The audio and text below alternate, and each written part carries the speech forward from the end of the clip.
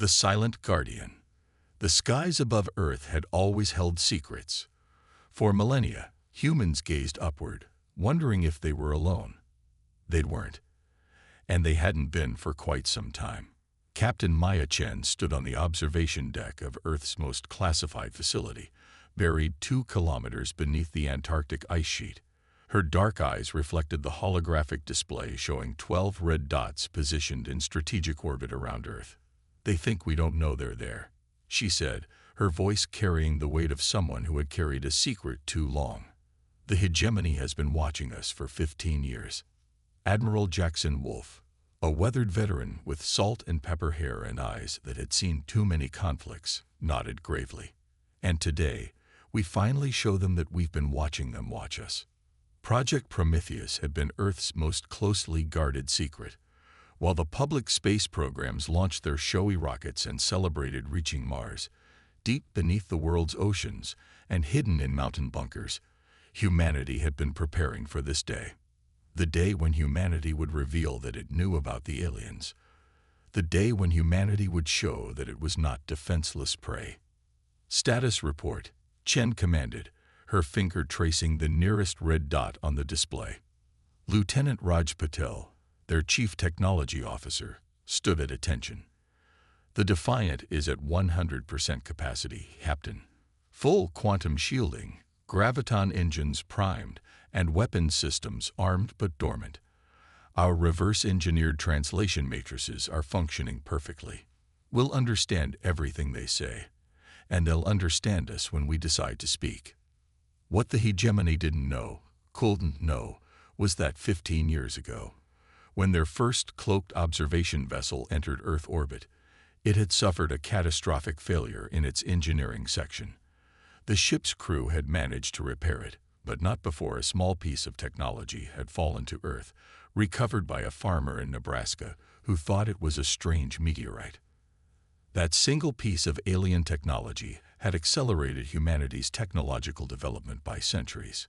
Earth's governments, for once united by the existential implications, had poured resources into understanding it. Secretly, they built a fleet that could stand against the watchers in the sky. "It's time," Admiral Wolfe said, checking his watch. "Commence Operation First Light." Chen nodded, feeling the weight of 7 billion lives on her shoulders. "Lieutenant Patel, signal the Defiant. Disengage stealth systems and launch." 1,000 kilometers away, beneath the Pacific Ocean, massive doors slid open on the ocean floor. Water rushed to fill the void, but was held back by force fields that shouldn't have been possible with public human technology. From this artificial cavern rose humanity's first true starship. The Defiant was a sleek predator, its dark hull absorbing rather than reflecting light. 1 kilometer in length, its design was distinctly human yet incorporated elements clearly beyond Earth's known capabilities. As it broke the ocean's surface, water cascaded off its quantum shields in sheets of silver. On the bridge of the Defiant, Commander Elena Rodriguez watched her crew with pride. Each had been chosen from the best Earth had to offer, trained in secret for this moment. "Graviton engines to full power. Take us up, nice and slow. Let them get a good look at us." The massive vessel rose with impossible grace, defying Earth's gravity as if it were nothing more than a suggestion. As it ascended through the atmosphere, 12 cloaked alien vessels suddenly found themselves facing a very different situation than the one they had been monitoring for years.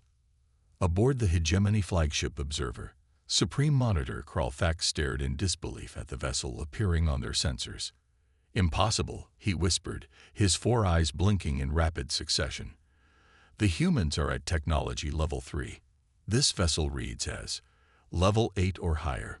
His second in command, Observer Zilnera, frantically checked their database. There is no record of such advancement. Their public space program is still using chemical rockets. This technology leap violates all known development patterns. "They've detected us," Kralfax realized as the human vessel adjusted its course, moving directly toward the Observer. "Disengage cloaking. Power defensive systems, but do not aim weapons. Send emergency signal to the Hegemony Council. The human situation has evolved. Aboard the Defiant, Commander Rodriguez received the update. Captain Chen, the largest alien vessel, has decloaked. They're powering up defensive systems but keeping weapons dormant. On the Antarctic Command Center's main screen, Chen watched as one of the red dots transformed into a detailed scan of an alien vessel twice the size of the Defiant. They're showing themselves. Good. Open a channel, tight beam directly to their command center. The communication systems officer nodded. Channel open, Captain. Chen straightened her uniform and looked directly into the camera. This is Captain Maya Chen of Earth Defense Force vessel, Defiant to unidentified spacecraft in Earth orbit. You have been observing our planet for 15 years without permission or declaration. Your cloaking technology is impressive, but insufficient. We have been aware of your presence since your arrival. The response came almost immediately, the alien's face appearing on screen. Kralfax had a vaguely reptilian appearance, with iridescent scales and 4 independently moving eyes set in a broad face. This is Supreme Monitor Kralfax of the Galactic Hegemony Vessel Observer. Your technological advancement is unexpected. Our protocols require observation of pre-spacefaring species to ensure peaceful integration into the galactic community. Chen's expression remained neutral, betraying none of the tension she felt. Your definition of pre-spacefaring appears outdated, Supreme Monitor. We have chosen to reveal only a fraction of our capabilities to the galaxy until now. Kralfax's outer eyes narrowed. Impossible. Our monitoring shows a clear technological progression, consistent with a Level 3 civilization. This vessel suggests Level 8 or higher. Such advancement does not occur naturally. Unless, Chen replied coolly, your observations were seeing exactly what we wanted you to see. The implication hung in the space between them. Had humans somehow detected the observers and created an elaborate deception, or had they achieved the impossible, an unprecedented technological leap that defied all known development patterns? We wish to establish formal diplomatic relations with the galactic hegemony, Chen continued. As equals. Kralfax's scales shifted color slightly, a sign of agitation in his species. The hegemony does not establish relations with newly discovered species without proper evaluation and integration procedures. Your acceleration has bypassed our protocols. Then perhaps your protocols require updating, Chen replied. The Defiant is merely one vessel in Earth's defense fleet. We have remained hidden, developing our technology in secret, precisely because we detected your observation vessels and uncertain of your intentions. The aliens seem to struggle with this information. I must consult with the Hegemony Council. This situation is unprecedented. Chen nodded. Of course. However, we must insist that your vessels maintain their current positions. Any aggressive movement will be considered hostile action. As the communication ended, Admiral Wolf approached Chen. They're calling for reinforcements. Our quantum entanglement detectors picked up their transmission. Chen's eyes remained fixed on the alien vessel. Good. Let them call. It's time the galaxy understood that humanity will not be catalogued, studied, and potentially harvested like some cosmic resource. The other 11 vessels remain cloaked, Wolf noted. Should we force them to reveal themselves? Chen shook her head. Not yet. Let them think they still have some advantage. When their reinforcements arrive, we'll show our full hand. Aboard the Observer, Kralfax was in crisis mode. The hegemony's entire protocol for handling developing worlds was predicated on the assumption that technological development followed predictable patterns. Humans had just shattered that assumption. The Council is dispatching the 7th Fleet, Zilnera reported. 14 battlecruisers and support vessels. They'll arrive within 6 Earth hours. Kralfax stared at the human vessel hanging in space before them. It made no aggressive moves, but its very existence was a threat to everything the hegemony believed about cosmic development. What are they hiding? He wondered aloud. If this is what they choose to reveal, what remains concealed? The answer would come sooner than he expected, and it would change the galaxy forever.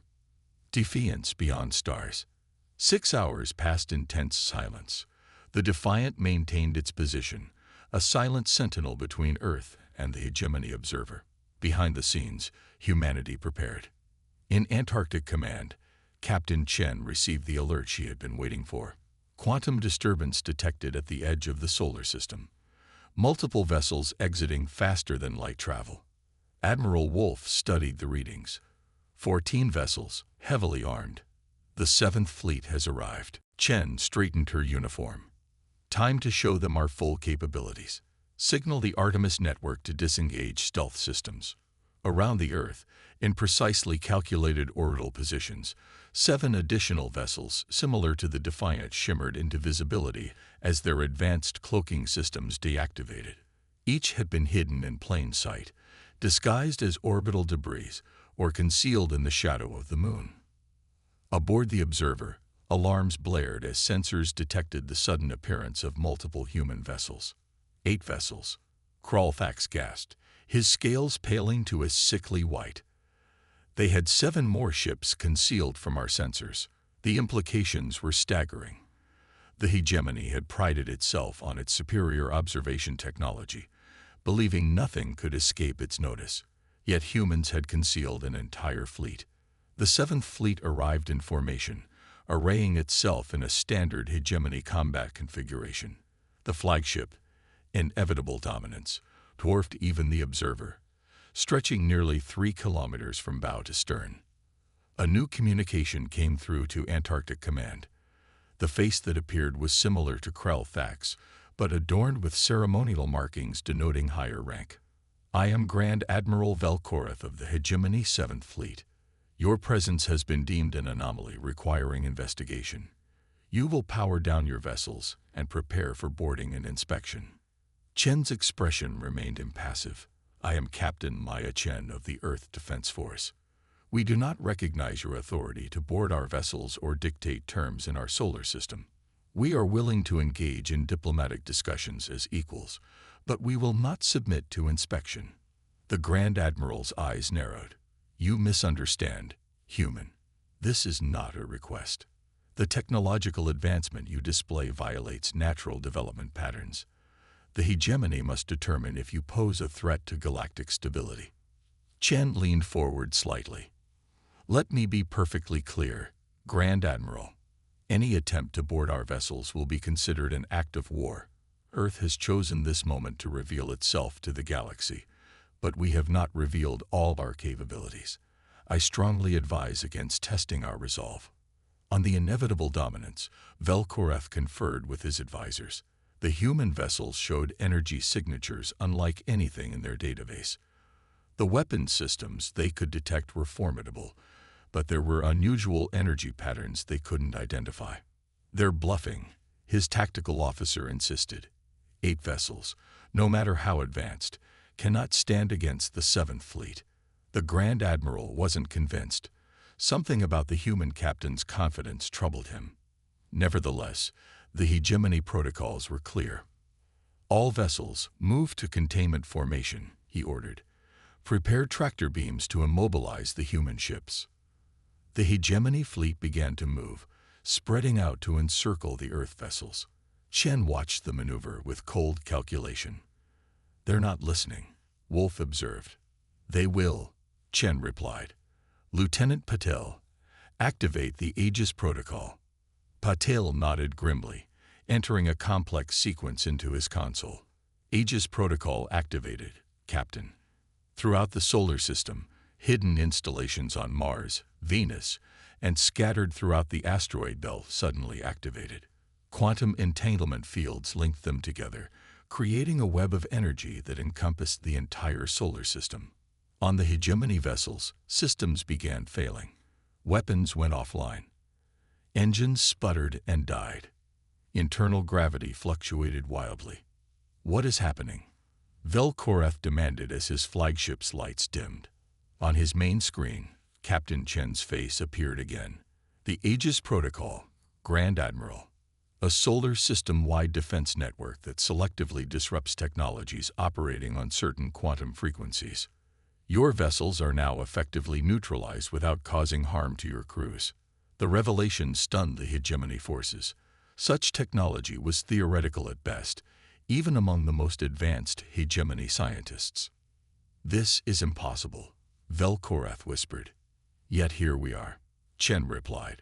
"Now shall we discuss diplomatic relations as equals, or would you prefer a demonstration of our offensive capabilities as well?" The Grand Admiral's pride warred with his duty to protect his fleet. In the end, pragmatism won. "We will withdraw to discuss this development with the Hegemony Council." Chen nodded. "A wise decision. We will deactivate the Aegis Protocol to allow your departure. Be advised that any future incursions into this solar system without diplomatic clearance will be met with similar measures." As the Aegis field powered down, the hegemony vessels regained functionality. Without further communication, they retreated to the edge of the solar system and disappeared into faster-than-light travel. In Antarctic Command, a cheer erupted from the staff. Admiral Wolf clapped Chen on the shoulder. "You did it, Captain. First contact, on our terms." Chen shook her head. "This was just the beginning. The hegemony won't give up so easily. They'll be back, with new technology and new tactics. But they'll come as negotiators, not conquerors," Wolf pointed out. "You've changed humanity's place in the galaxy today." Later, in her private quarters, Chen reviewed the day's events. Earth had revealed itself to the galaxy, but had shown only a fraction of its true capabilities. The recovered alien technology had provided more than just advanced ships and weapons. It had given humanity insight into the politics and weaknesses of galactic civilization. Her communication panel chimed. It was Lieutenant Patil. "Captain, we're detecting unusual quantum signatures from the direction the hegemony fleet retreated. They appear to be observing us again, but from much further away." Chen smiled. "Some things never changed. Let them watch, Lieutenant. We've made our point. Now we prepare for what comes next." She turned to the star chart on her wall, where thousands of inhabited systems glowed like fireflies in the dark.